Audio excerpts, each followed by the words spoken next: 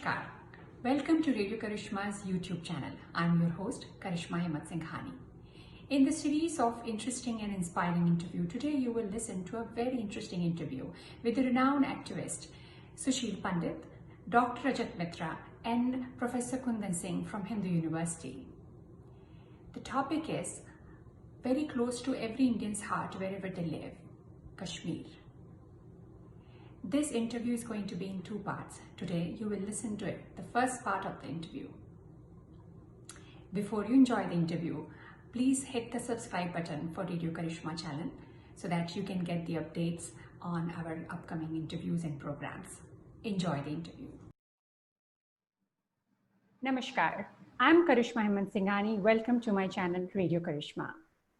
In the series of interesting interviews and talk shows, today I'm bringing to you a very special talk on a subject that has been close to every Indian's heart wherever they are in this world. This is described by poets, heaven on earth, this beautiful region of spiritualism, region of secular culture, region of sages, crown of India, Kashmir.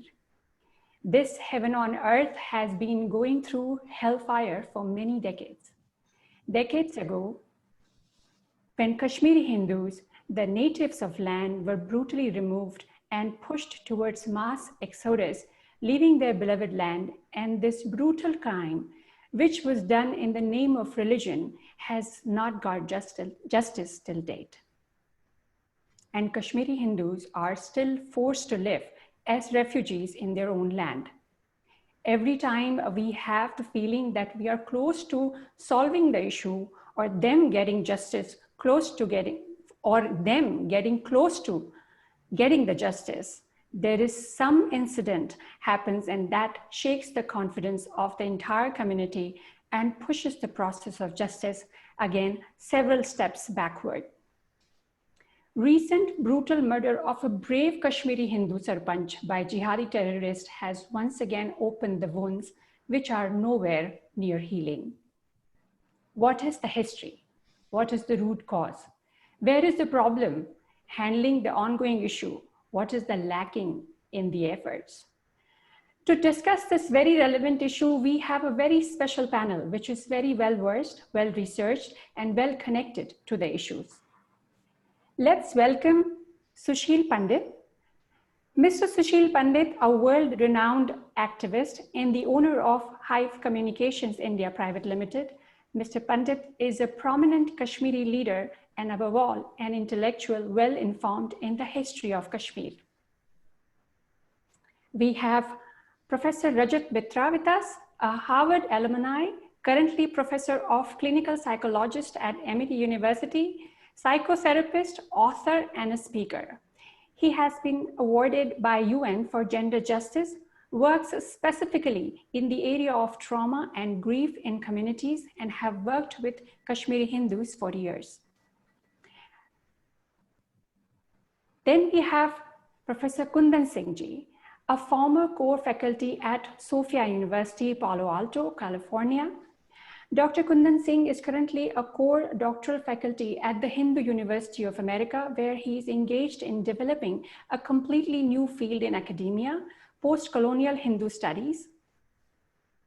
You can Google post-colonial Hindu studies and you will get all the relevant details about that. He is a senior fellow at Hindupedia, Cupertino, California, where he is diligently involved with changing the representation of Hinduism and India in grade school textbooks in California and across the US.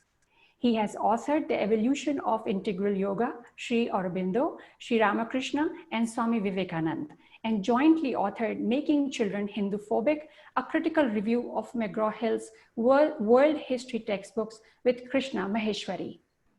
He has written a few book chapters in edited books, the most recent being Sri Aurobindo's Invalidation of the Aryan Invasion and Contemporary Western Archaeological Evidence. He has lectured extensively in San Francisco Bay Area and has many academic presentations at international and national conferences to his name. Welcome, gentlemen. Thank you so much for giving us your precious time, and it's an honor to have you all here. We know Sushil ji and Rajat ji, they are from India. They are joining us from Delhi. We have Kundan Singh ji, who is joining us from Bay Area. Kundan Singh ji, I will start with you and would like to know your interest in this region, Kashmir. Thank you very much, Karishma ji.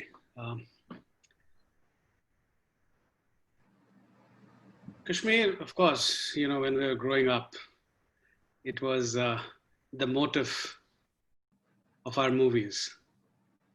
And through the movies, we would see that it's a beautiful piece of land. And many people have described Kashmir as more beautiful than Switzerland.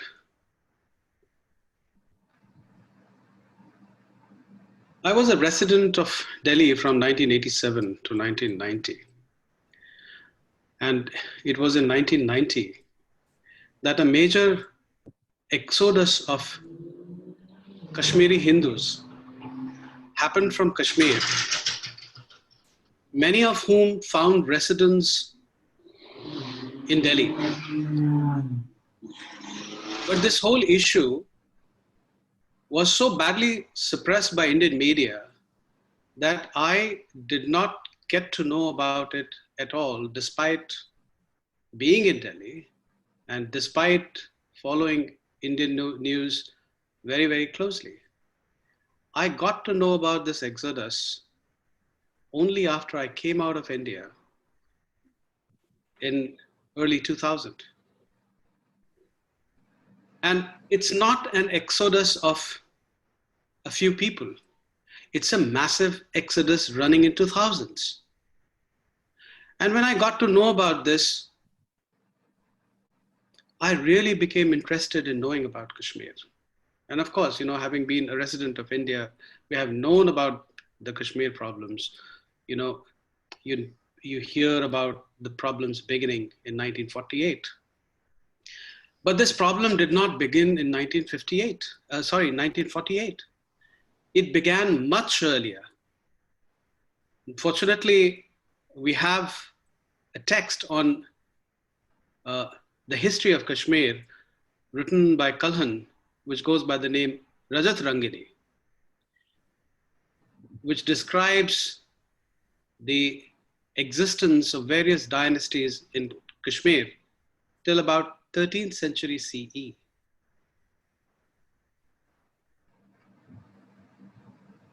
But I don't want to talk about that. I would rather want to hear from an expert who is in our midst.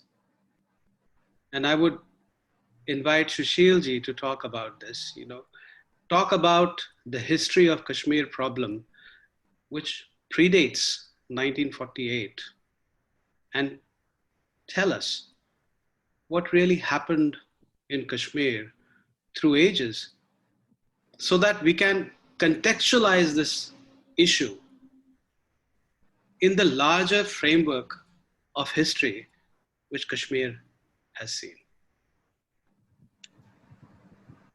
Thank you, Kundan ji, and thanks so much, Karishma ji, for organizing this opportunity. As you've very appropriately framed the issue,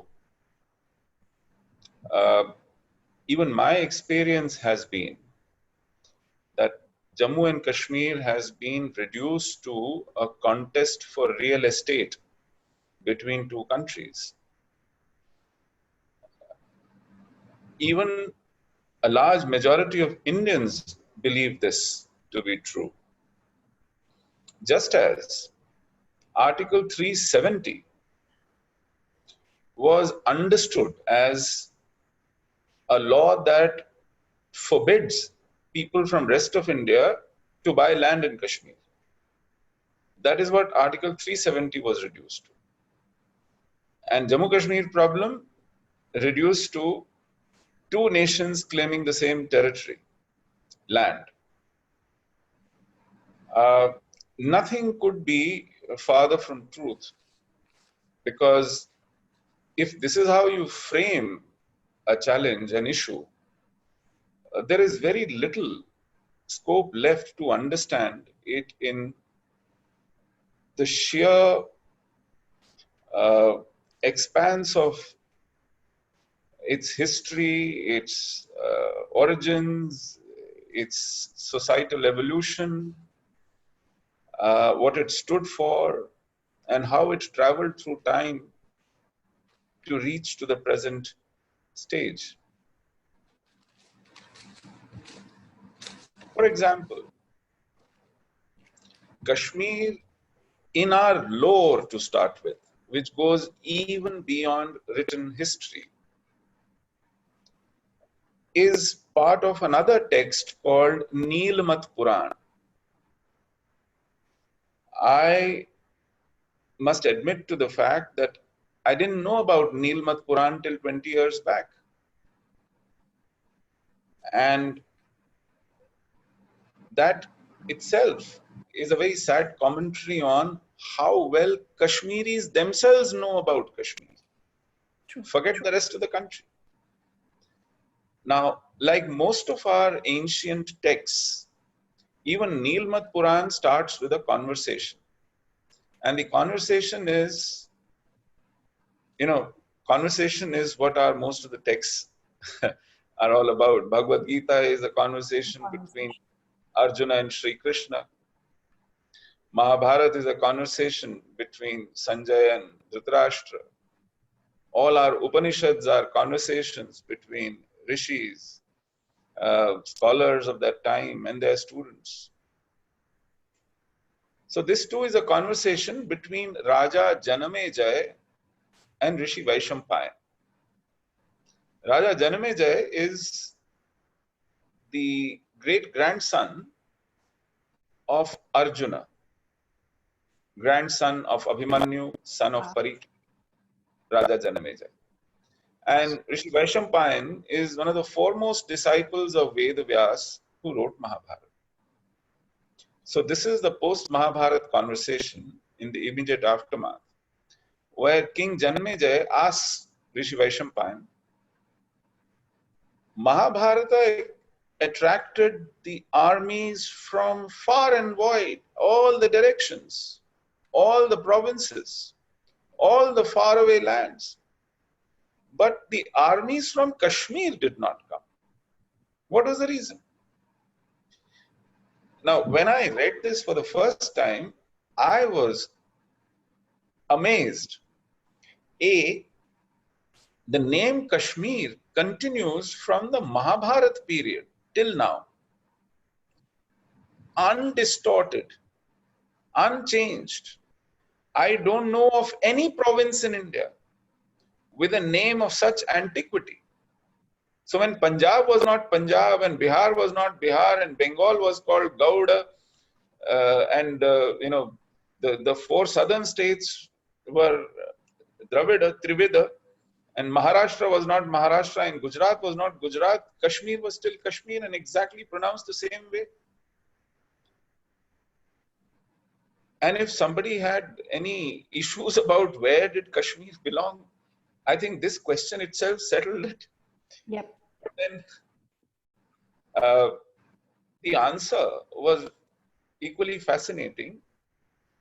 Rishi Vaishampayan tells Raja Janamejaya, because both Kauravas and Pandavas together decided not to invite the king of Kashmir. So this gives you another insight into Mahabharata, that it wasn't a war for some booty, for some territory, for some ego. This was a war to uphold dharma. And therefore, both Kauravas and Pandavas together invited a king. And a king had to decide. Look at the democratic nature of this transaction. That king would decide on whose side to battle. And since the king of Kashmir was not an adult yet, he was still was underage, was juvenile. So both decided that we should not invite, because he is not mature enough to contemplate the issues of dharma and take an informed call.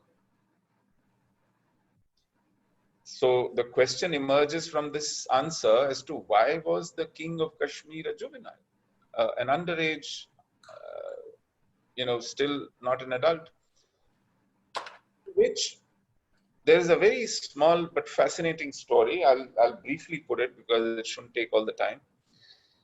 Rishi Vaishampayana says when Krishna slayed Kansa in Mathura, his father-in-law Jarasandha, who was Kansa's father-in-law, he invited King Gonanda of Kashmir to avenge Kansa's killing.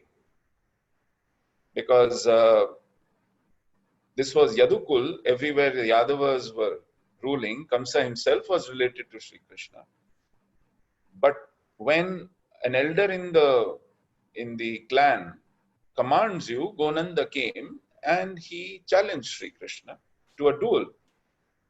To which Balaram says, you have to go through me before you get to my younger brother. And in that duel, Balaram slays Gonanda, the king of Kashmir. Now, he is succeeded by Damodara, Gonanda's younger brother. Years later, when Sri Krishna is going to Gandhar, now Kashmir Gandhar was one Mahajanapad, and Sri Krishna goes to Gandhar to participate in the Swayamvar.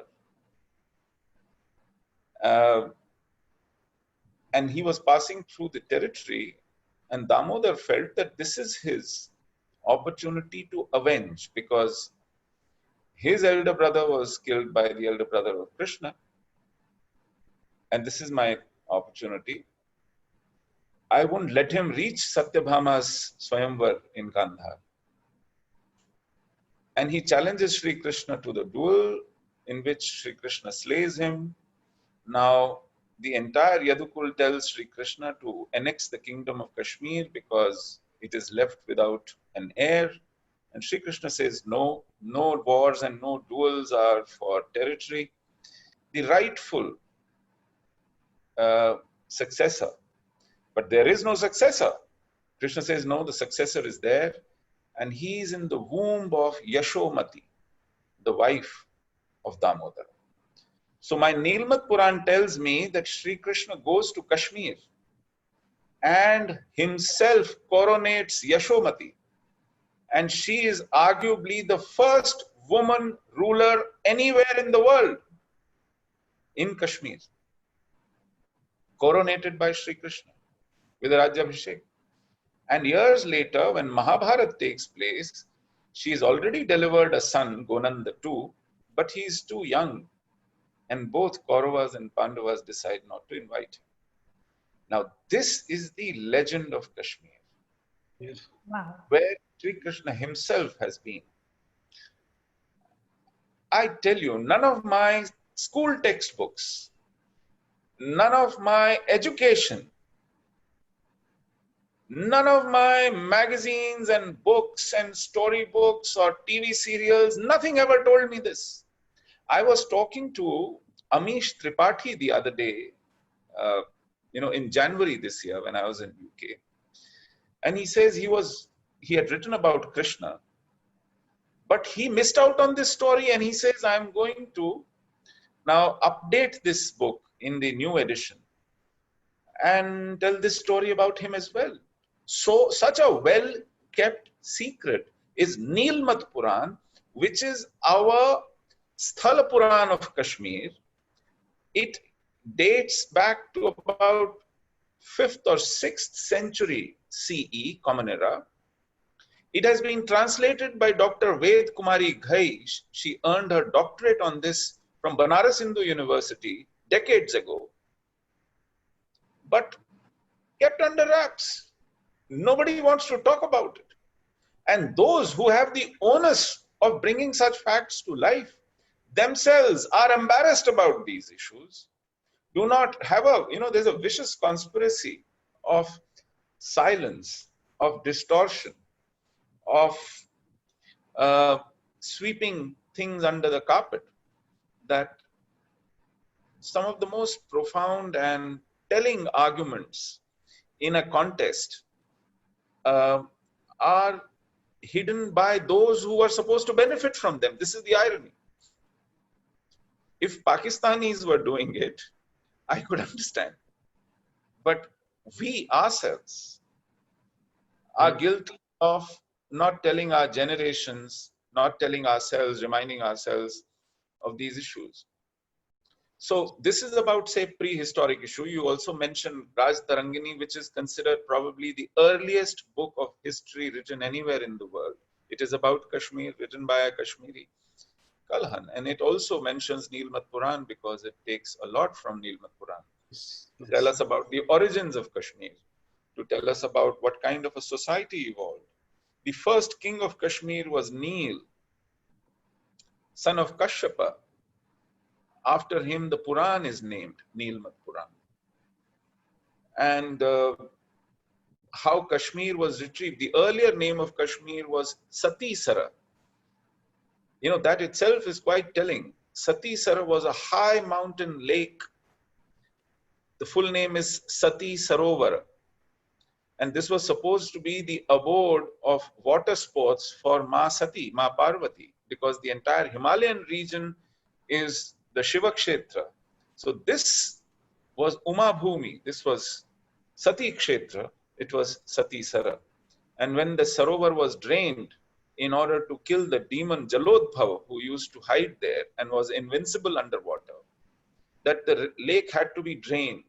And that's how Vitasta, the Jhelum, emerged when the lake was drained from Varahmula, which is now called Baramulla. And when there was no place to hide for Jalodbhava, he was slayed, and a society constituted on that dry land, and the name changed to Kashmir from Satisar because it owes its allegiance to Kashyapa. Kashya, Asa, Mira, and Kashmir. While this is, let's say, prehistoric or lore, let's get to the other dimension of Kashmir in terms of what it was even better known for. Like Karishma ji recalled heaven on earth simile, very often Kashmir is recalled in Amir Khusro's couplet, Gar Firdaus Barrume Zami Asto Hami Asto Hami Asto Hami Asto. And that is looking at the beauty of Kashmir, the natural beauty, which indeed is stunning. There's no argument about it. But when I recall Kashmir every day in my prayers, I recall it in the shlok of Adi Shankara, who says, Namaste Ma Sharade Kashmira Puravasini Tvamaham Prarthaye Nityam Vidya Jnanam Cha Dehima. I bow to Ma Sharada, whose abode is Kashmir, Ma Saraswati, the goddess of learning and knowledge. And I bow to you every day because I seek the boon of knowledge and wisdom from you. Prarthaye tvamaham nityam vidya jnanam cha dehima. So to me, Kashmir is not so much about the material beauty, what meets the eye or what you sense through your other senses, but it is the nourishment of mind and the illumination that it brings. Kashmir was the fountainhead of all the knowledge traditions that India is defined with today. If Indian civilization was a knowledge civilization, you know, there have been several civilizations the world has seen, and each one has had its own unique attribute, identity. Indian civilization's identity was in its knowledge traditions, in the Shastras it gave, in the treatises our ancestors wrote on several aspects of knowledge prevalent there. You look at the best and the most logical grammar ever written in the world, you can think of Ashtadhyayi by Panini. And where was he born? In Swat, which is barely 100 kilometers from Kashmir Valley, as the crow flies. Yes.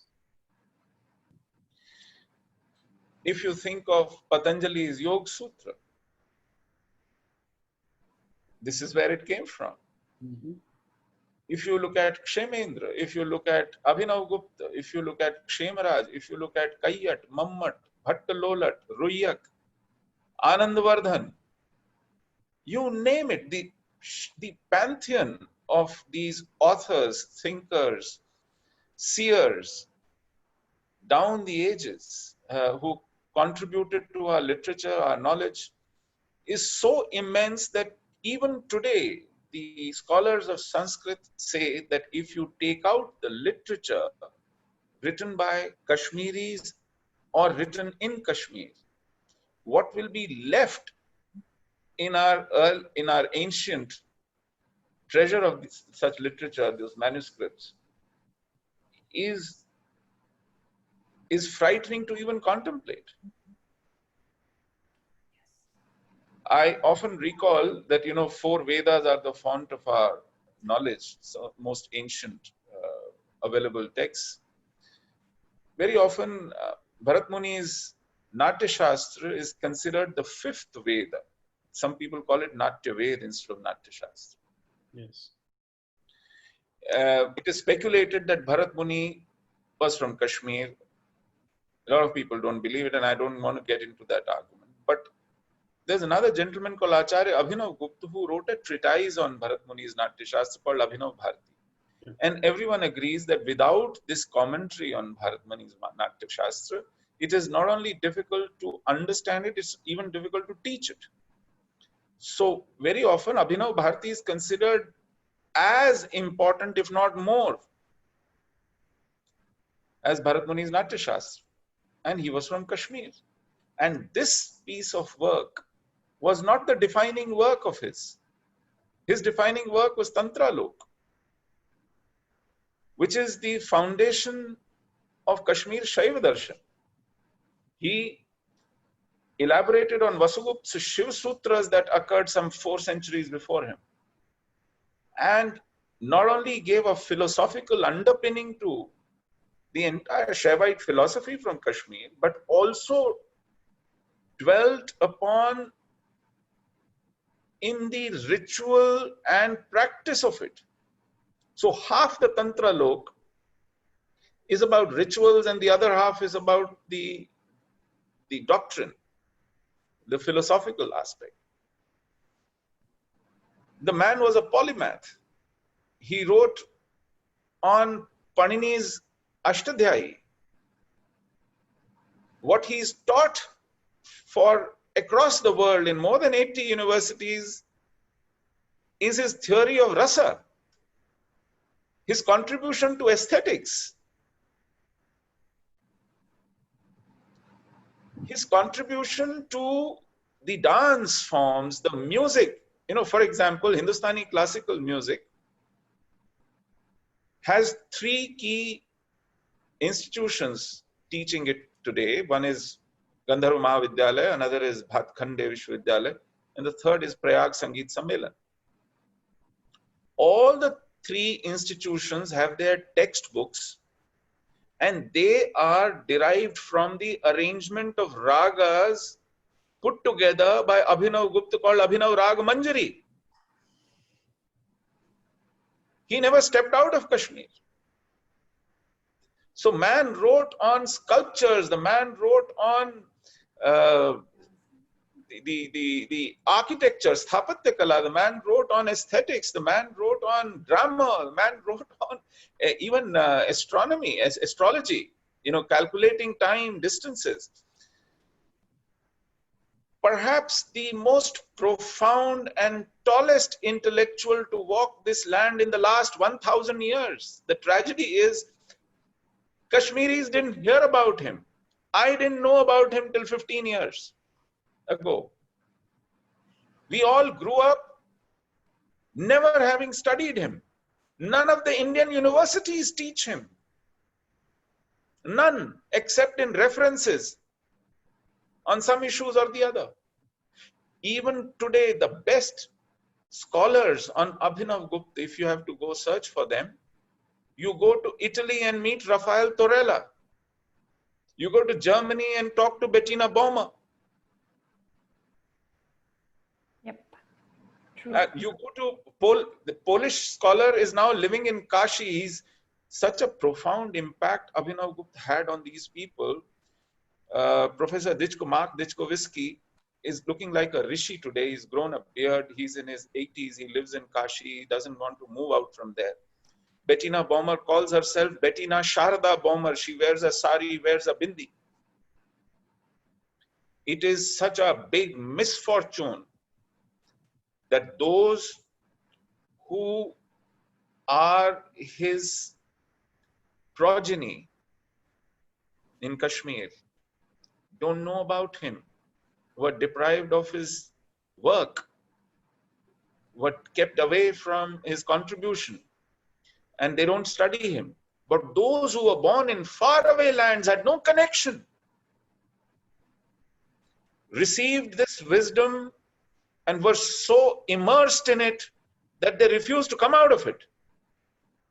I feel cheated somehow, sometimes, because I've been deprived of this. I have been deprived of the fact, even the knowledge that, Indian music traditions, if we talked about music, there is another, there are two music traditions in India. Of course, the other one is Carnatic style. I've already mentioned the Hindustani classical. Both these music traditions owe their origin to one text, and that text is Sharanga Dev's Sangeet Ratnakar. And Sharanga Dev, in his opening first shlok, is the first sarga where he is introducing himself, says, Asti Swasti Graha Kulavansham Srimad Kashmir Sambhavam. My Graha Kulavansh comes from, and he very reverentially calls Kashmir Srimad Kashmir Sambhavam. That's where I am from. So, Shishil ji, you're talking about this wonderful history. You're talking about such wonderful contribution which Kashmir has made. How did this civilization get destroyed? I think, that is one story which remains untold. I'll just give you, a brief background to this. I read this book by Abraham Early called The Age of Wrath. And he's basically talking about India under the Sultanate period. And in this particular book, he describes the magnitude of destruction that happened of non-Islamic India during the Islamic rule. And he has built this narrative based on the records that have been left behind by the chroniclers residing under some of the Delhi sultans.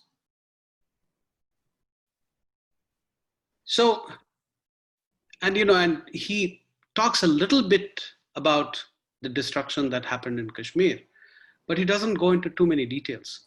So I was just wondering, if you could talk about that, because I think that also is extremely important, to understand what is going on in Kashmir at this point in time. Thank you for asking this question, and I think it will also serve to be a very rich context for Rajat ji to come in, because that is the kind of background in which his own seminal work is referenced when he talks about transgenerational trauma. Kashmir saw the first Islamic Sultan in 1339. And when I'm now talking dates, I must give you a reference point. The first Islamic Sultan in India came in 711 Common Era. Yes. Really? Oh, I Yes. thought 11. Okay. Wow. 711, Muhammad bin Qasim came to Sindh. And this is when Sindh was ruled by King Dahir. Delhi fell in 1192 when Prithviraj Chauhan was finally defeated by Muhammad Ghori. And Kashmir got its first Sultan in 1339. I must also mention to you, Mahmud Ghazni was defeated twice. He couldn't enter Kashmir. Someone who came to India 14 times and destroyed Somnath over and over again could never enter Kashmir. Was defeated twice by the then Hindu kings. And the first Islamic Sultan who came never came riding a horse, wielding a sword. He never came leading an army. He came as a refugee in 1315, fleeing from Swat, and Sahadev, who was the then king, gave him refuge because he was from Swat Valley, which was not too far and was already overrun by Islam. And he thought that he's a noble, he's from the noble family, tried staging a coup there, didn't succeed, ran for his life, came here. So he could probably help him prepare better for Islam, which was already knocking at the doors. And then Kashmir fell into a bit of a disarray. There were famines, there were attacks, there was a Tatar plunderer called Dulchu. He followed a scorched earth policy, and there was a lot of commotion in Kashmir. The king was taken to safety in Kishtwar, and that is when a coup happened. And this man maneuvered his way through palace intrigue, winning the trust of the other nobles, and being an outsider. You know how outsiders are considered weak, and therefore competing interests, stopping each other, settle on a weak person. And they thought Shah Mir would be a nice compromise. He was an outsider, didn't have much of a base or roots here. And this man, once he got in, he brought in a lot of his cohorts, a lot of his missionaries, he as a king was able to either bribe or browbeat people into loyalty. And that's how Shamsuddin dynasty started, that ruled for 222 years, 25 kings, and Kashmir began to see its nightmare. Our temples started getting plundered. His grandson was Sikandar Butshikan. Butshikan in Persian means iconoclast. So, here I have a question. The common notion is that we saw the temple's destruction, very recently. But what you're saying is an eye-opening thing, that it has been going on ever since the first Islamic ruler came. Oh, absolutely. Have no doubt about it. Kashmir's grandest temple was Martand's Sun Temple. It was built by Lalitaditya in 8th century. It stood there tall and proud. Sikandar Butshikan started plundering and demolishing it in 15th century. Wow. 1402. And he gave up because it was so huge, the boulders were so big, nobody knows how could they keep one boulder on the top of other. This man couldn't dislodge them. So he dug trenches around it, piled up with wood, burnt that wood for months. Those rocks, those boulders cracked up but didn't fall. And then he gave up in sheer frustration. That temple still stands. It has no roof, but the pillars are there. And the sheer grandeur of that architecture is still evident. You look at it, shut your eyes, and you can imagine what it must have been when it was intact. We Hindus have suffered 6 exoduses before 1990. The first of which happened in the very first decade of 15th century, 1405. Wow. Sultans were followed by Chucks, Chucks were followed by Mughals, Mughals were followed by Pathans. till Maharaja Ranjit Singh rescued us from the Islamic yoke in 1819, which is 480 years of continuous barbaric Islamic rule from 1339 to 1819. In these 480 years, 100% Hindu-Buddhist population got reduced to barely double digits, low double digits. Several exoduses. Karishma ji, I just wanted to come in over here. Just the way Sushil ji was saying that, it's only in the last 15 years that he has learned, good chunk of Kashmir's history, which has been kept away, from his eyes. What has happened to Hindu India or non-Islamic India, during the Muslim period, that also has been shielded away from the eyes of Indians. And that is the reason we do not know about history. To just give you an example, we do not know about the fact that Sindh was attacked for the first time in 711 CE. This fact is completely obscured from our vision. And in fact, if you look at the entire region which came under the domination of the sultans, beginning from Delhi, running to Bengal, you will not find one old temple or a monastery in that region. We have no reason to believe that whereas Hindus in southern part of India were building big temples, some of which stand today, and that the Hindus in northern part of India would not build temples. Temples of such magnitude were in existence in northern part of India as well, but none of them survived. What happened to them? They were all dismantled. They were all, taken away from our sight.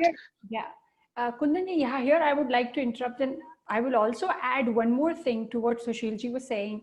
That Sushilji, we as in modern times, like when we were growing up in 80s, when you were reading texts, we were always told that before the Exodus, Kashmir is a land of secularism. There has been a secular culture, and listening to you that in 15th century, the first Exodus happened. On what basis we were taught that Kashmir has been the land of secularism? This is a lie that we've been fed. We've been fed lies, Karishma ji. Our history is concoction.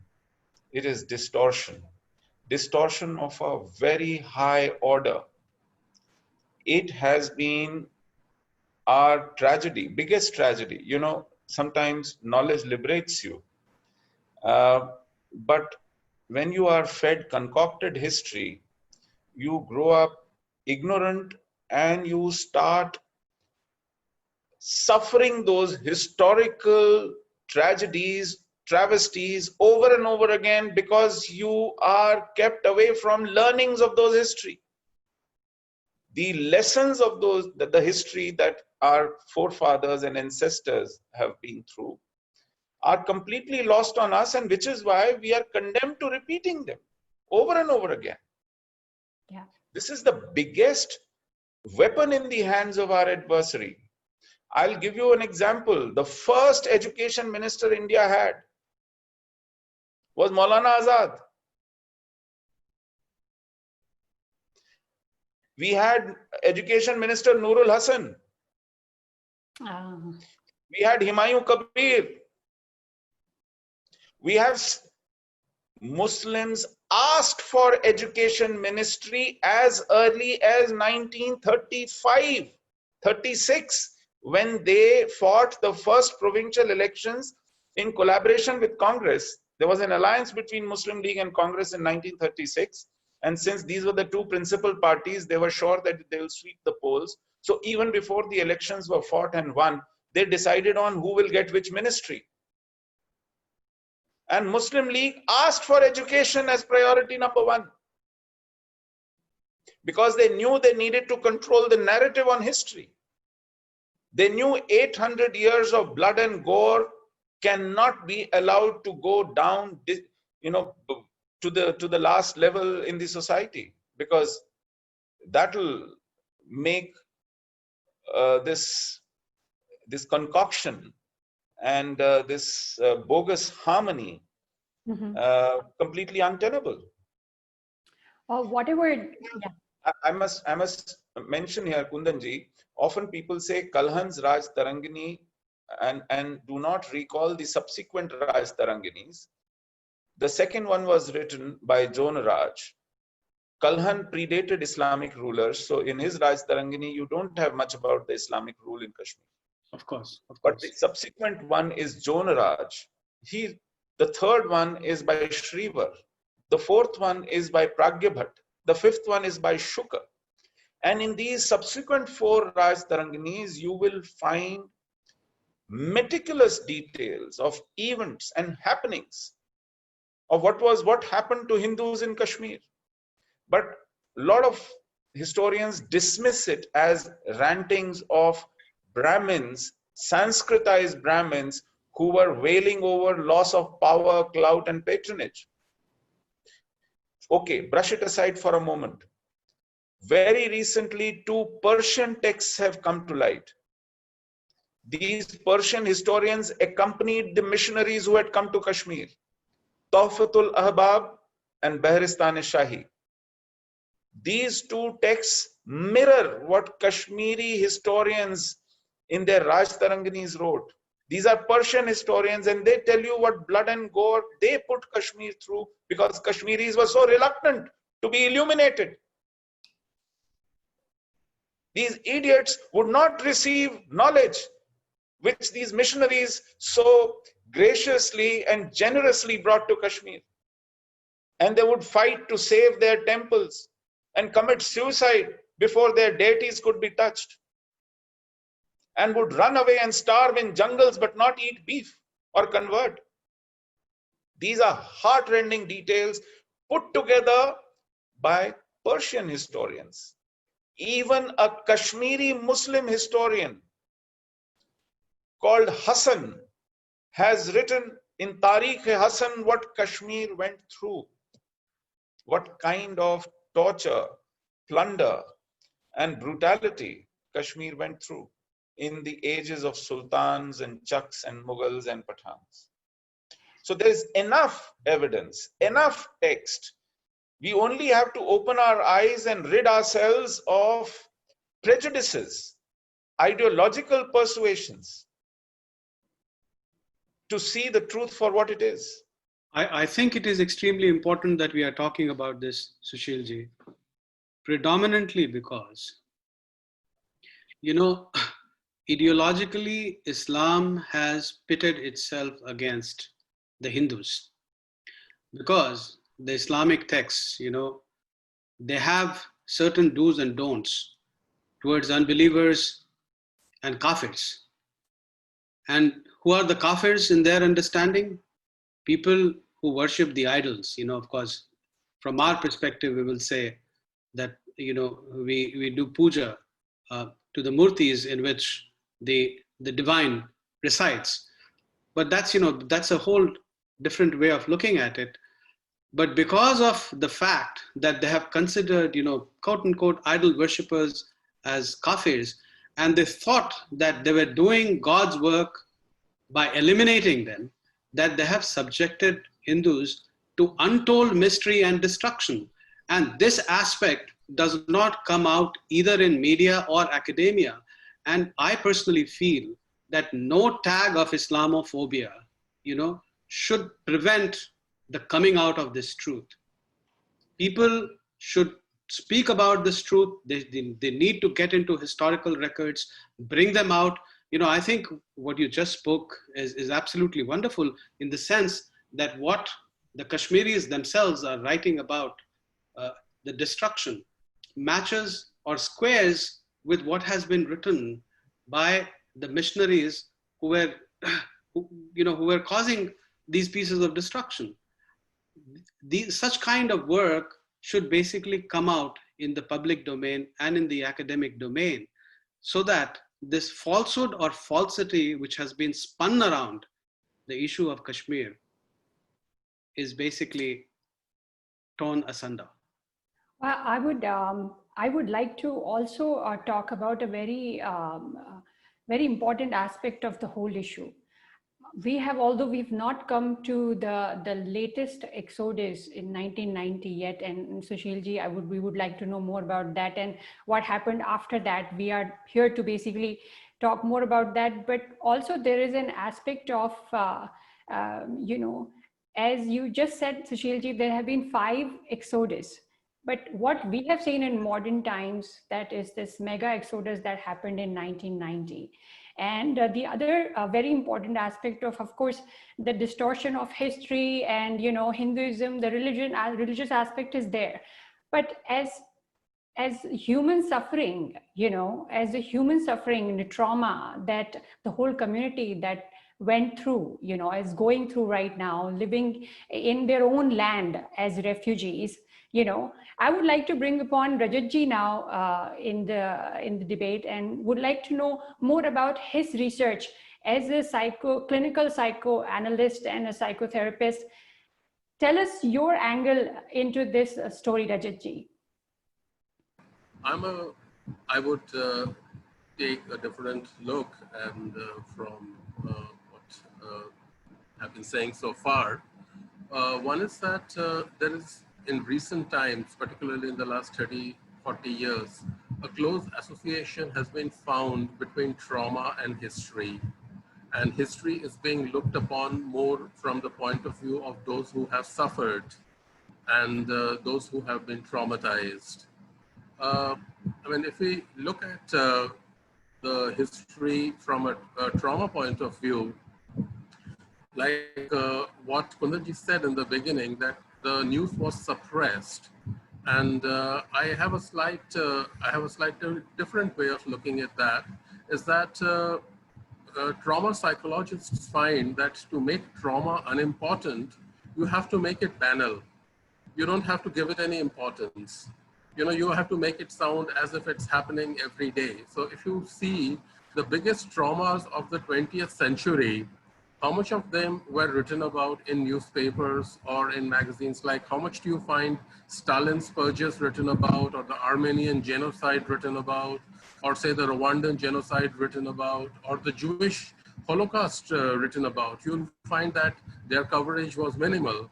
But you will find one thing, that those who did that, those who were the persecutors, those who were the perpetrators, made it completely banal. They made it, they covered it up so well that it did not look like any event of major significance at all.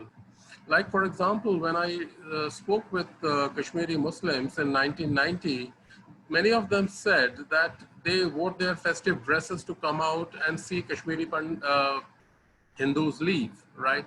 It was a joyous occasion for them. They left, you know, it was a mass celebration that happened. But how many of us know about it? Do we know about that mass celebration? Do we know about it? No. Not because it was suppressed, but it was made banal.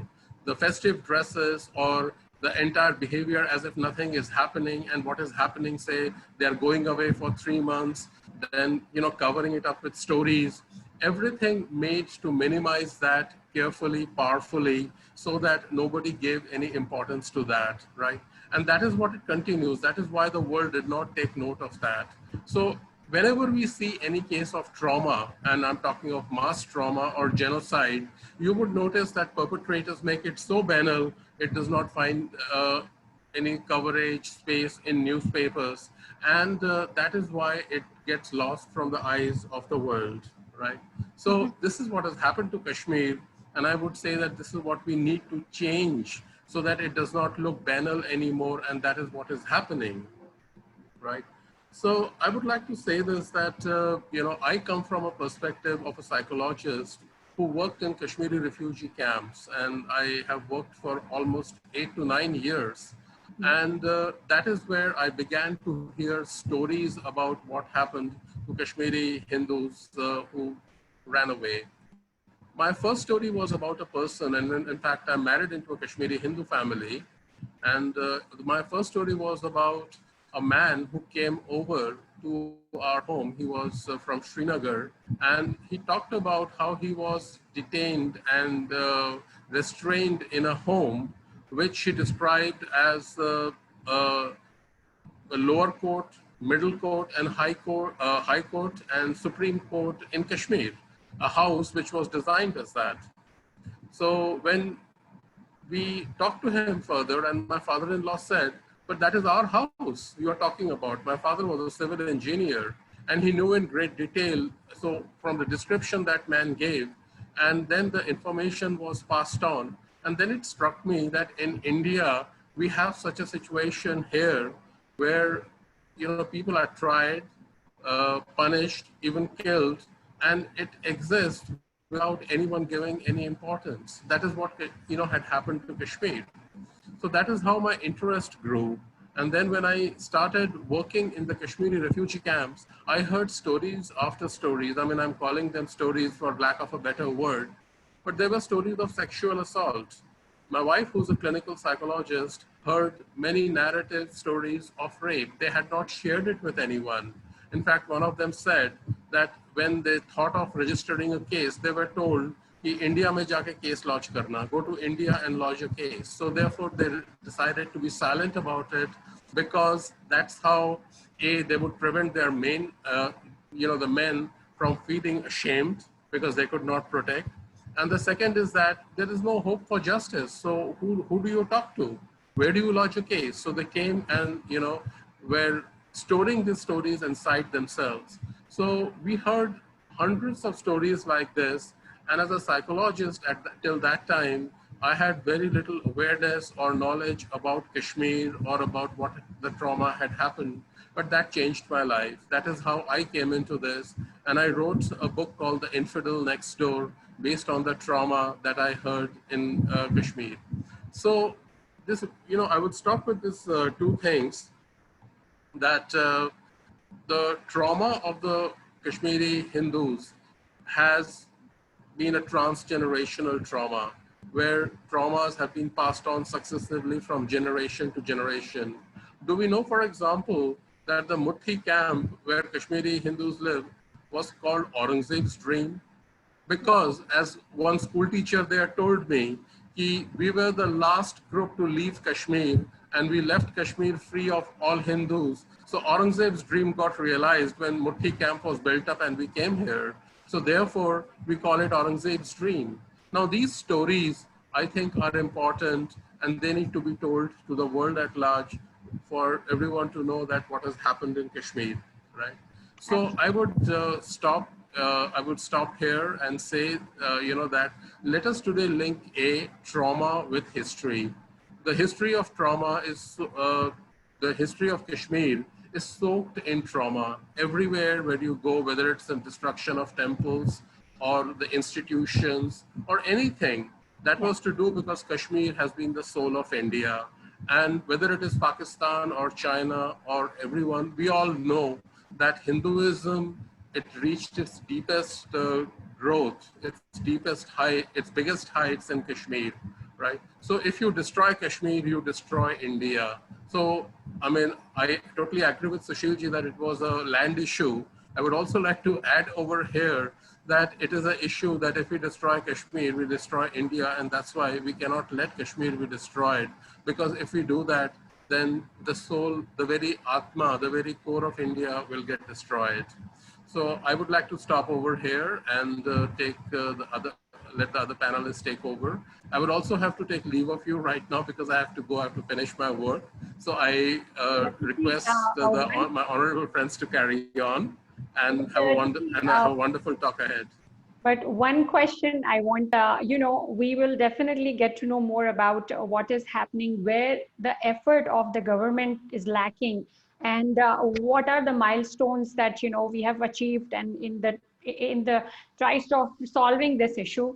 But the recent killing of that brave Kashmiri Hindu Sarpanch, after that, how is Kashmiri Hindu feeling? Because this was like going backwards, of whatever the happiness or the little hope or the ray of hope they got when 370 got abolished and everything. But then this killing happens again. And then we heard the brave daughter of that brave Sarpanch, very heart-wrenching. So as a psychologist, how do you see this playing in a normal Kashmiri Hindu who's still as living as refugee in their mind? How would they be taking this? I see.